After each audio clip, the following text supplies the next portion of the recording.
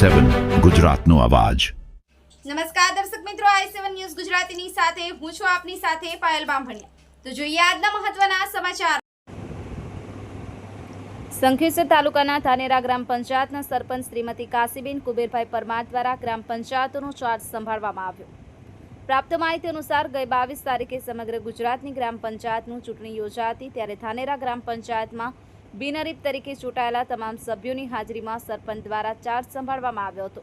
ત્યારે ગ્રામ પંચાયતના ડેપ્યુટી સરપંચને બિનહરીફ તરીકે તમામ સભ્યોની સર્વાનુમતે ગંભીરસંઘ શિવજી ઝાલાની ડેપ્યુટી સરપંચ તરીકે વરણી કરવામાં આવી હતી। આ કાર્યક્રમમાં ગામના અગ્રણી વજયસિંહ ઝાલા, શ્રી રસનસિંહ ઝાલા, હરિભાઈ પંચાલ, શંકરાજી ઠાકોર, લાલાજી ઠાકોર તથા ગામના મુખ્ય અગ્રણીઓ હાજર રહ્યા હતા। સરપંચશ્રી દ્વારા બાકી રહેલા કામોનો વિકાસ કરી અને સંપૂર્ણ ગામ સ્વચ્છ સુંદર બનાવવાની બાહેંધરી પણ આપવામાં આવી હતી। Bureau report i7 news Gujarati, Shankheshwar.